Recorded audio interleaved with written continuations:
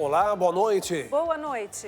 Papa Francisco recorda discurso de paz. Tema abordado na viagem apostólica na Hungria foi mencionado na audiência geral no Vaticano. Pontífice nomeia novo bispo para o Brasil. Dom Adilson Pedro Buzin vai assumir Diocese de Tubarão, em Santa Catarina. Igreja celebra os santos Felipe e Tiago, apóstolos escolhidos por Jesus para anunciar o Evangelho. Em Brasília, a Polícia Federal faz buscas na casa do ex-presidente Jair Bolsonaro. Senado inicia a comemoração dos 200 anos do Parlamento Brasileiro. Sem apoio para passar na Câmara, a votação do PL das fake news é adiada. Autorização comercial. Queijarias premiadas poderão vender o produto em território nacional. Monsenhor Jonas Habib é homenageado no interior de São Paulo. Área Verde, em São José dos Campos, ganha nome do fundador da comunidade Canção Nova. Esta é a TV da Inspiração Católica Canção Nova. E está no ar o Canção Nova Notícias, a serviço da vida e da esperança.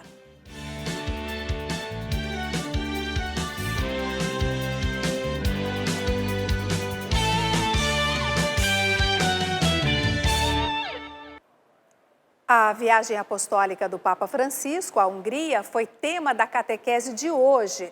Na audiência geral, como tem feito desde o início da guerra na Ucrânia, o Santo Padre rezou mais uma vez pelo povo que sofre. Diante dos peregrinos reunidos na Praça São Pedro, o Papa mais uma vez confiou a Nossa Senhora a população que sofre com o conflito no leste europeu. A Mãe da Consolação e Rainha da Paz, confio a martirizada população ucraniana, pediu Francisco. O governo da Ucrânia informou que pelo menos 480 crianças foram vítimas fatais da agressão russa e outras 960 ficaram feridas desde o início do conflito.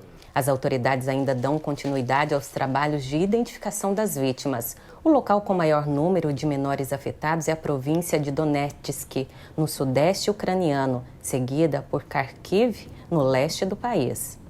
A paz foi uma temática abordada com frequência nos pronunciamentos do Santo Padre na recente viagem à Hungria. Na coletiva de retorno a Roma, afirmou que, além da intermediação em algumas situações de troca de prisioneiros, a Igreja está disposta a trabalhar pelo regresso de crianças levadas à força para a Rússia.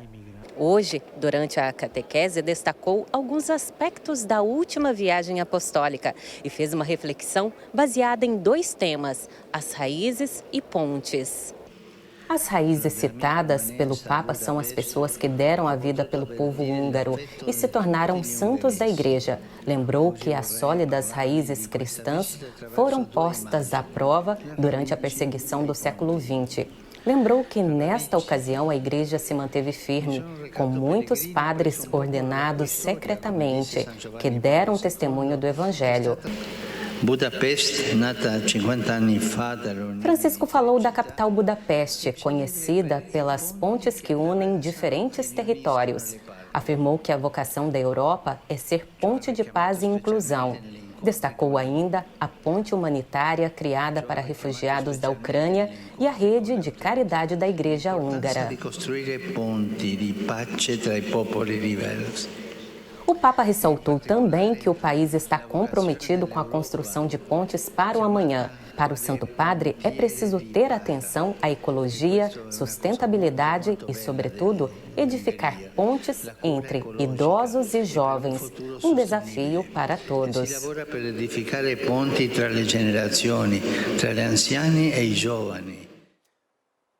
De Roma, a gente vai para Brasília, porque a Polícia Federal prendeu hoje o tenente-coronel do Exército, Mauro Cid, ex-ajudante de ordens de Jair Bolsonaro e assessores do ex-presidente, na operação que investiga fraude em cartões de vacinação contra a Covid-19. Bolsonaro é um dos investigados. Vamos então chamar a repórter Aline Campelo, que está em Brasília, na capital federal, e acompanhou ao longo do dia os desdobramentos da operação, trazendo as informações para nós. Boa noite, Aline.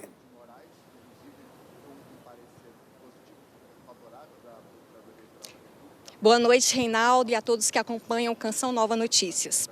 Sim, o ex-presidente Jair Bolsonaro é um dos alvos da Operação Venire, da Polícia Federal, que investiga um grupo suspeito de inserir dados falsos de vacinação contra a Covid-19 no sistema do Ministério da Saúde. Os agentes estiveram hoje na residência do ex-presidente com um mandado de busca e apreensão e recolheram o celular de Bolsonaro. Por meio de nota, a corporação informou que está sendo feita a análise desse material apreendido hoje durante as buscas e também a realização de oitivas de pessoas que tenham informações do caso. Bolsonaro foi intimado a depor hoje pela manhã, mas a defesa do ex-presidente pediu à Polícia Federal para adiar o depoimento que seria prestado na sede da corporação aqui na capital federal. De acordo com a defesa, não foi disponibilizado acesso aos autos e justamente por isso o adiamento da oitiva foi necessário. Os advogados informaram que assim que os dados forem disponibilizados e analisados, aí sim o ex-presidente prestará esclarecimentos. O ministro do STF, Alexandre de Moraes, retirou hoje o sigilo sobre a decisão que autorizou a Operação Venire, que teve aí o ex-presidente Jair Bolsonaro como um dos alvos e tornou públicos tanto a representação da Polícia Federal quanto o parecer da Procuradoria-Geral da República. Vamos ver agora na reportagem de Camila Castro como foi esta operação. A Polícia Federal cumpriu 17 mandados de busca e apreensão, além de 6 mandados de prisão preventiva, 4 em Brasília e 2 no Rio, sendo 3 contra ex-assessores de Jair Bolsonaro. Entre os detidos está o tenente-coronel Mauro Cid, ex-ajudante de ordens de Bolsonaro. A operação, autorizada por Alexandre de Moraes, faz parte do inquérito das milícias digitais em tramitação no Supremo Tribunal Federal. Os agentes investigam um grupo suspeito de inserir dados falsos de vacinação contra a Covid-19 no sistema do Ministério da Saúde. A investigação apura se houve fraude nos cartões de vacinação de Bolsonaro e da filha de 12 anos. O caso teria acontecido em 21 de dezembro, pouco antes de viajarem para os Estados Unidos. Após ser lançado no Conect SUS, é possível gerar um comprovante de imunização. Os dados foram retirados do sistema no dia 27 do mesmo mês. Em conversa com a imprensa, Bolsonaro negou as acusações e reiterou que não tomou as vacinas contra a Covid. Ele também confirmou ter entregue seu celular à Polícia Federal e disse que o aparelho não tem senha de bloqueio. Eu não tomei a vacina, uma questão pessoal minha, e a outra minha filha que eu respondo para a Laura, que atualmente 12 anos, não tomou a vacina também, tem laudo médico tocante a isso. No resto, eu realmente fico surpreso com a busca e apreensão por esse motivo. Os agentes chegaram nas primeiras horas do dia ao condomínio onde Bolsonaro mora com a família em Brasília. A ex-primeira-dama também é uma das investigadas e não teve seu celular apreendido. Em suas redes sociais, ela disse que em sua casa apenas ela foi vacinada. Michele recebeu uma dose da vacina Janssen nos Estados Unidos em 2021. A Polícia Federal continua apurando os fatos.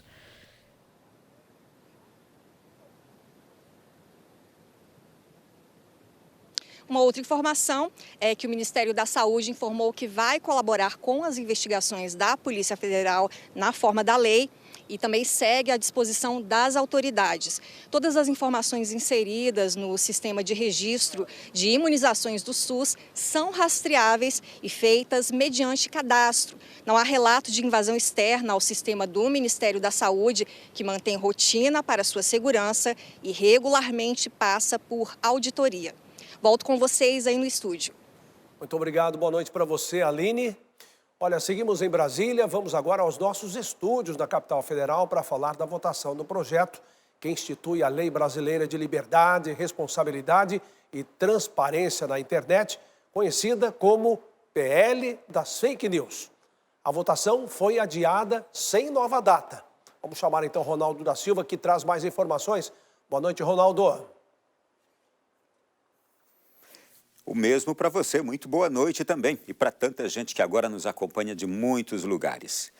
A pedido do relator, o deputado Orlando Silva, do Partido Comunista do Brasil, o presidente da Câmara, Arthur Lira, decidiu adiar a votação do projeto de lei das fake news. A justificativa apresentada pelo parlamentar é de que precisaria de mais tempo para acolher propostas e sugestões das bancadas. Antes de aceitar a solicitação do relator, o presidente da Câmara, Arthur Lira, pediu a manifestação de líderes sobre a mudança da votação. O documento foi finalizado na semana passada e teve o requerimento de urgência aprovado para acelerar a tramitação do projeto de lei. O pedido do relator, para mim, já é suficiente. Os líderes, na sua maioria, também caminham por uma saída da manutenção do diálogo. E, portanto, de ofício, o projeto não será votado na noite de hoje. Para a aprovação do documento, o deputado Orlando Silva emitiu um novo parecer, retirando alguns trechos. No entanto, no início da sessão para a análise da proposta, Silva pediu que a votação fosse adiada. Que mesmo após todos esses encontros e ouvindo todas essas bancadas, nós não tivemos, eu assumo como a minha responsabilidade de relator, tempo útil para examinar todas as sugestões. Os parlamentares afirmam que o projeto de lei pode oferecer riscos à liberdade de expressão. Talvez essa PL já seja tarde demais. Os acontecimentos dos últimos 2 dias já nos mostram que não será preciso essa PL para que nós vivemos em uma ditadura, coronel. Basta você olhar o que esse governo tem feito nos últimos 2 dias. Perseguindo uma empresa, a maior empresa de internet do país, o Alexandre de Moraes determinando que os presidentes dessas empresas compareçam à Polícia Federal, o ministro da Justiça determinando que a empresa faça uma propaganda contra si próprio, contra a própria existência dela. Orlando Silva espera que haja um consenso entre os parlamentares e ressaltou que é necessário ao menos 2 semanas para isso. Por outro lado, alguns líderes dos partidos afirmam que a proposta deve ser votada ainda no primeiro semestre. Outros apontam que a análise do texto foi impedida por falta de aceitação da bancada evangélica.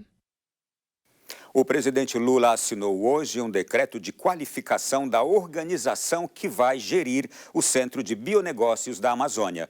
Com a assinatura, este centro deixa de pertencer à Superintendência da Zona Franca de Manaus, a SUFRAMA, e passa a ser coordenado por uma organização social. Segundo o Palácio do Planalto, o investimento público previsto para os próximos 4 anos ultrapassa o montante de 46 milhões de reais.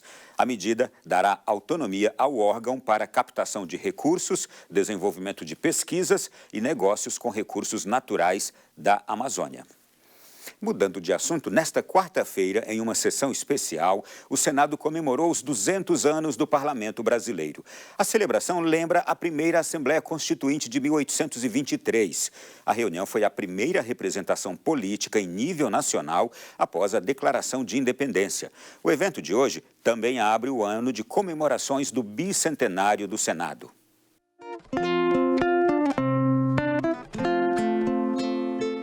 A sessão especial marcou as comemorações da criação do Poder Legislativo no Brasil e do bicentenário do Senado Federal. Rodrigo Pacheco recebeu autoridades, parlamentares, corpo diplomático e estudantes para a solenidade. Esta sessão especial tem por objetivo celebrar os 200 anos da primeira Assembleia Constituinte, a criação do Poder Legislativo do Brasil e o Dia do Parlamento.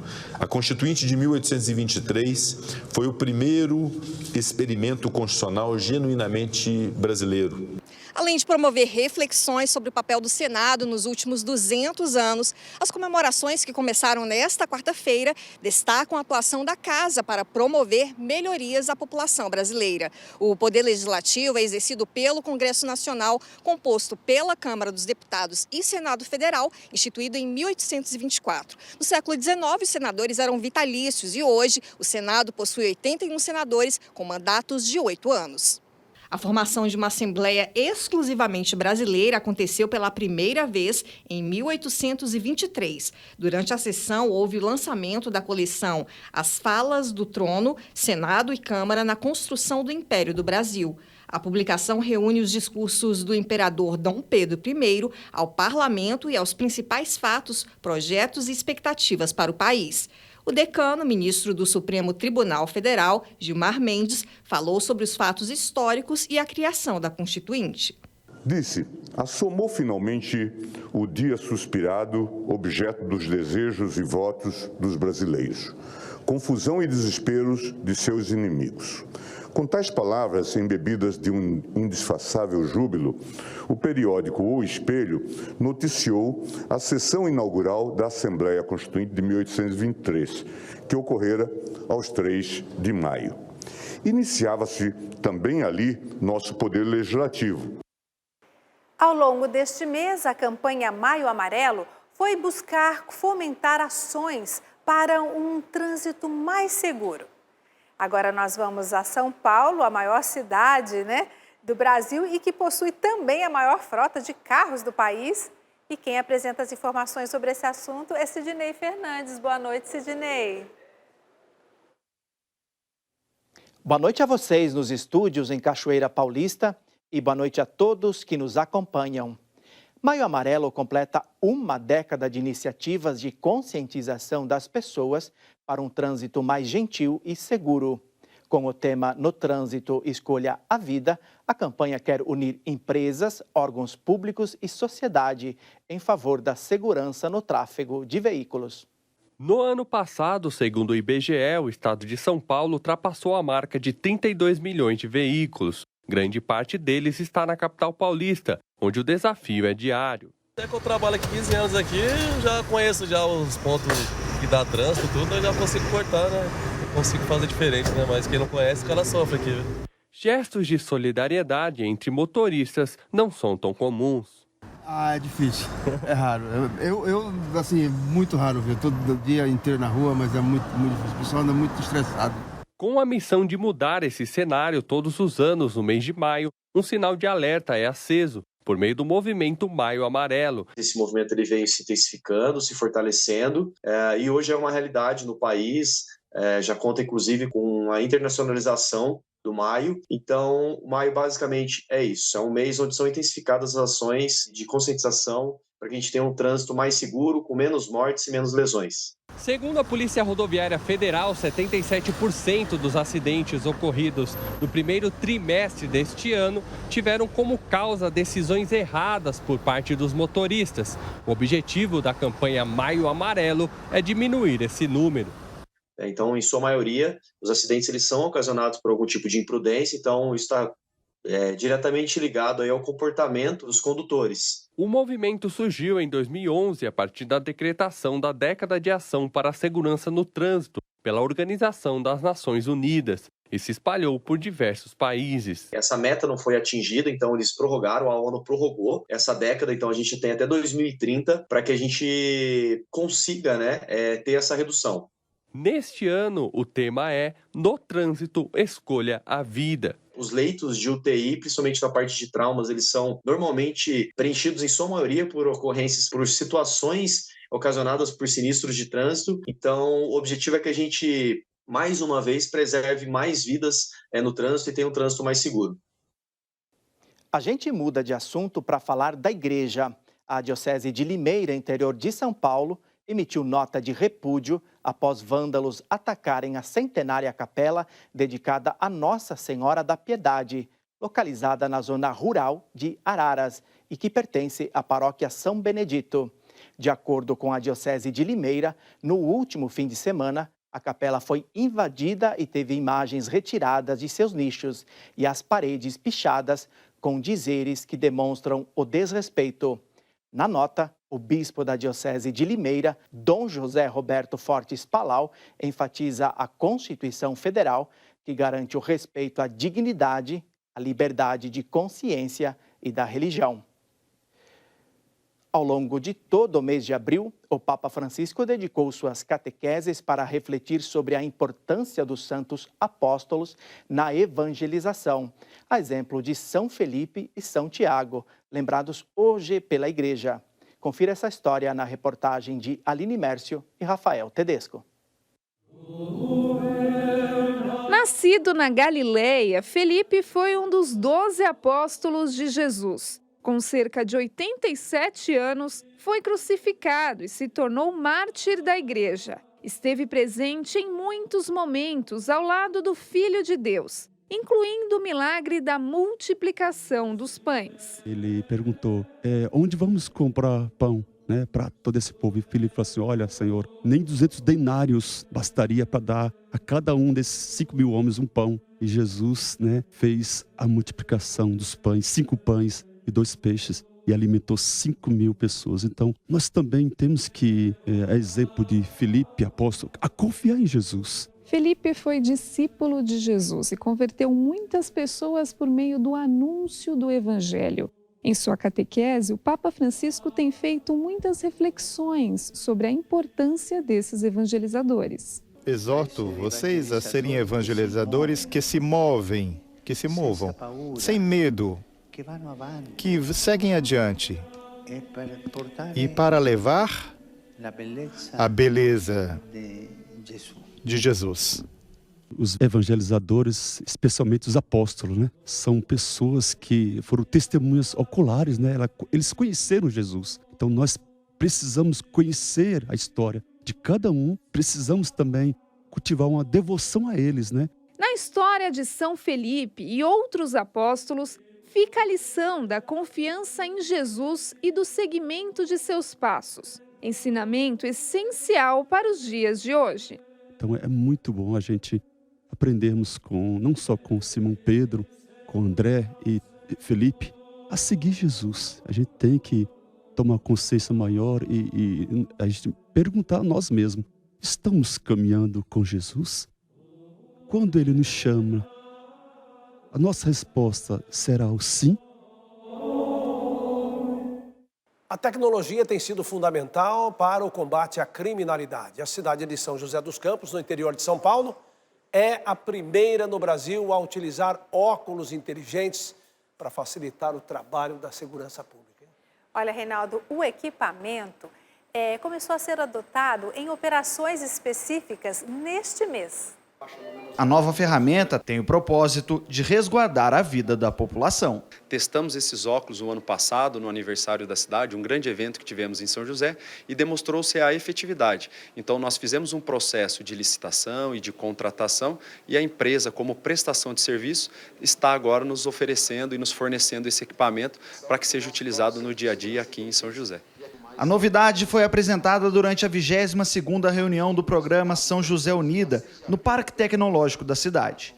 A cidade será a primeira no Brasil a utilizar essa tecnologia na segurança pública. Nós temos aqui em São José dos Campos um ambiente de um ecossistema muito propício para esse desenvolvimento de inovação, né, seja pelo ITA, pelo INPE, por nosso parque tecnológico que nós temos aqui, com muitas empresas e startups, né, debruçadas e trabalhando na questão da inovação, a parte acadêmica da cidade. Então tudo isso é importante. É o poder público fomentar isto e trazermos tecnologia que possa ser utilizado a favor das pessoas, a favor do cidadão.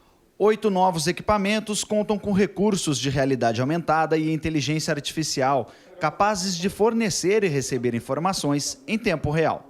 2 desses óculos ainda contam com infravermelhos para verificar a temperatura das pessoas. O São José dos Campos tem hoje os melhores indicadores criminais dos últimos 20 anos. É mais uma ferramenta tecnológica que vai contribuir com os homens e mulheres de todas as forças de segurança, com o objetivo de levar uma maior sensação de segurança e melhorar, por meio da segurança, a qualidade de vida das pessoas aqui em São José. A tecnologia integrada ao Centro de Segurança e Inteligência é um recurso fundamental para que o município esteja entre os mais seguros do país. E vamos agora à previsão do tempo. As fortes chuvas no sul começam a diminuir. Vamos chamar Yara Naires, que traz mais informações. Boa noite, Yara. Olá, Adriana, Reinaldo, boa noite para vocês e a todos que acompanham o Canção Nova Notícias. Antes de falar da previsão para amanhã, eu trago informação de alguns dos eventos climáticos pelo mundo desde o início do ano. Nevascas, frio, calor, incêndio, inundações mostram o quanto o planeta sofre com o que a ciência aponta como resultado da ação humana. Acompanhe. De acordo com o Instituto de Astronomia, Geofísica e Ciências Atmosféricas da USP, a ocorrência de eventos climáticos extremos se intensifica com a geração de gases do efeito estufa, o grande vilão da ação humana. Nas últimas 24 horas, o norte da Itália sofre com fortes chuvas. De acordo com as equipes de resgate, a inundação tirou a vida de ao menos 2 pessoas. Centenas de moradores foram retirados de suas casas e mais de 400 pessoas resgatadas. A chuva ocorre após meses de seca e preocupação com o baixo nível dos rios europeus.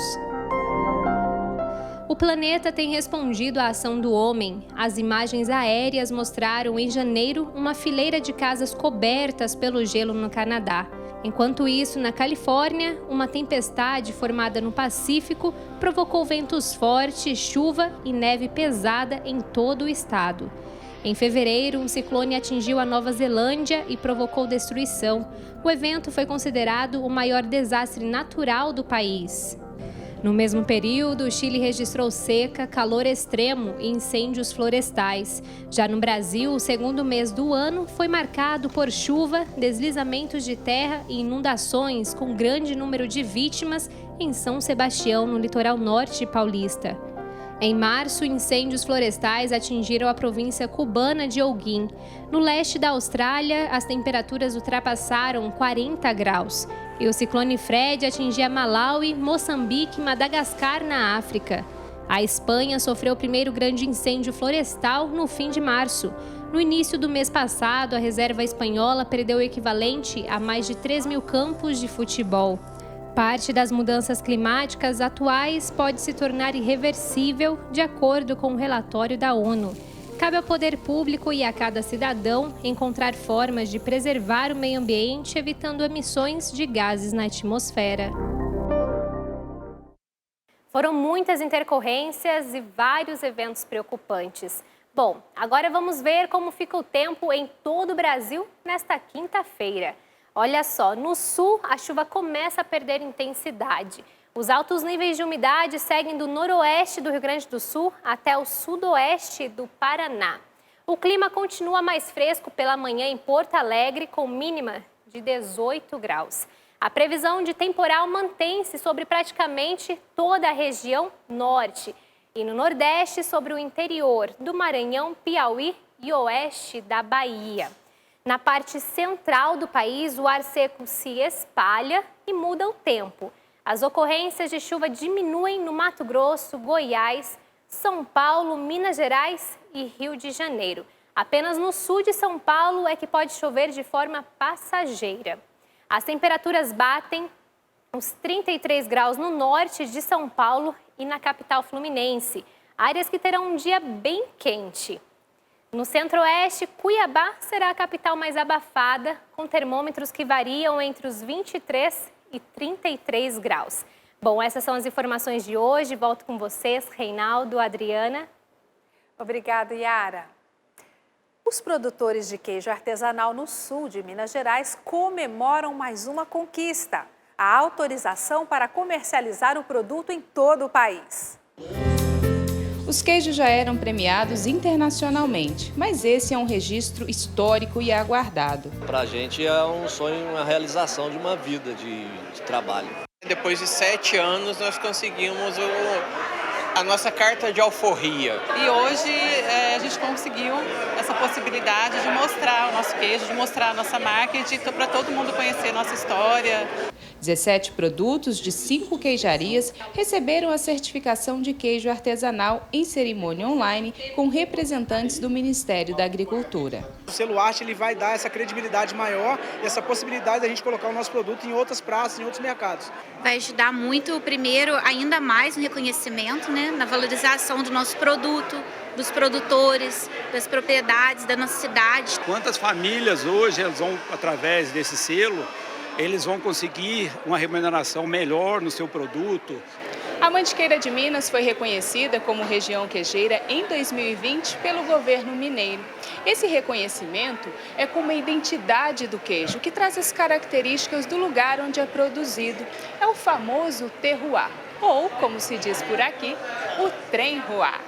Então isso traz consigo o turismo para a cidade, né? O turismo das pessoas que buscam pela qualidade do queijo, pelo queijo diferenciado que é o Mantiqueira de Minas. A gente está vendo cada vez maior a demanda desse nicho, né, de turismo rural. é a valorização da agricultura familiar, da cultura e do trabalho artesanal dos produtores. Quero agradecer a todos os nossos colaboradores, porque sem eles também a gente não estaria aqui. Estar na presença, na mesa das famílias brasileiras é tudo que a gente pode querer. Então a gente espera que a gente possa dar um voo maior aí, todo mundo junto, né? Voar todo mundo junto. O Brasil nos espera. Para comemorar, não podia faltar o brinde com leite. A comunidade Canção Nova recebeu hoje em sua sede em Cachoeira Paulista, interior de São Paulo, a imagem peregrina de Nossa Senhora de Fátima, vinda de Portugal. Ela chegou ao Brasil no último domingo. A iniciativa é da Associação Arquidiocesana Tarde com Maria, no Rio de Janeiro, uma das poucas do mundo com a réplica das capelas da Capela das Aparições de Portugal. A imagem peregrina fica até amanhã na sede da Canção Nova, onde estará exposta no Rincão do Meu Senhor, nesta quinta-feira de adoração. A Diocese de Tubarão, em Santa Catarina, tem novo bispo. O escolhido pelo Papa Francisco é Dom Adilson Pedro Buzin. Dom Adilson atualmente é bispo auxiliar da Arquidiocese de Porto Alegre e assumirá a Diocese de Tubarão, que está sem bispo desde março de 2022. Ordenado padre há 30 anos, é bispo desde 2016. Dom Adilson tem 57 anos de idade. Vamos seguir em frente, então, comunicar as mensagens marianas e as notícias da igreja no Brasil são temas de relevância para a Canção Nova. Sócios e benfeitores mantêm esta obra que tem o dom de evangelizar milhares de pessoas. Estamos com 7% da nossa campanha, não é? Do projeto Dai-me Almas, desse início de maio. Acesse clube.cançãonova.com e faça a sua doação. Opte pelo Pix, pix.doação@cançãonova.com. Sua contribuição ajuda a formar homens novos para o mundo novo. Obrigada por seu comprometimento e fidelidade. Monsenhor Jonas Abib foi homenageado em São José dos Campos, interior de São Paulo. Viu, Adriana? Que homenagem bonita, hein? E olha, o nome do fundador da comunidade Canção Nova denomina uma área verde no bairro Campo dos Alemães, na zona sul da cidade. Os repórteres Genilson Passetti e Emerson Tersigni estiveram no local. Céu, a terra, o mar... O hino vibrante, composto pelo fundador da mais nova e bela canção, convida a criação a louvar o Senhor e expressar gratidão ao Criador. Essa área verde ser homenageada a Ele é a confirmação de que devemos ser um povo de louvor, mas um povo de louvor que também cuida da criação, um povo de louvor que valoriza também a criação, que vive essa harmonia também com a criação. A esquina das avenidas Maria de Lourdes Medeiros de Assis e Adilson José da Cruz, na maior cidade do Vale do Paraíba Paulista, ganha nova vida, contato que gera benefícios, sobretudo espirituais. Tão grande, tão bonito, isso aqui se tornar um lugar de evangelização, mas não sentar-se na cadeira, mas sim sentar nesse gramado maravilhoso, onde pode fazer um piquenique, pode vir rezar, outro vem, a gente vem, aconselha e recebe também o conselho. Vamos celebrar muitas missas aqui. Ruas, praças e avenidas recebem do poder público nomes de pessoas falecidas que contribuíram com a comunidade. A evangelização da Canção Nova, a partir de Cachoeira Paulista, gerou frutos em diversas cidades do Brasil, como é o caso de São José dos Campos, o que justifica a homenagem a Monsenhor Jonas Abib. Onde o Padre Jonas não pregou? De norte a sul, de leste a oeste, nas Américas, por outras nações, mas especialmente no Brasil, ele deu a vida. É uma imensa gratidão, uma honra maravilhosa. Nós não esperávamos por isso. Uma área verde tão ampla. Monsenhor deve estar numa alegria imensa no céu. Muitos joseenses, naquele momento, conversaram comigo, olha, a cidade não pode esquecer do Monsenhor Jonas Abib, tem que achar alguma coisa, falava, né, em nome de rua, uma avenida, alguma coisa assim. Além de ser uma cidade acolhedora, eu diria que é uma cidade também que honra tudo aquilo que grandes nomes fizeram para a nossa cidade. Carinho que reconhece o desafio de anunciar a Boa Nova, processo que alcança famílias e companheiros de missão. Estamos vivendo o luto, né? E vendo essas homenagens, vendo as pessoas lembrarem dele, agradecer, né? Porque tudo isso é em forma de agradecimento, né? Eu fico muito emocionada. Aumenta meu amor pelo povo e por ele. São José dos Campos não é que está ganhando presente, ela está dando um presente para a Canção Nova muito grande e muito valioso. Damos a certeza que daqui vai surgir muita gente para Deus. Reunidos aqui, reunidos aqui. Justa homenagem. Uma boa noite para você, porque o Canção Nova Notícias termina aqui. Boa noite, paz para você.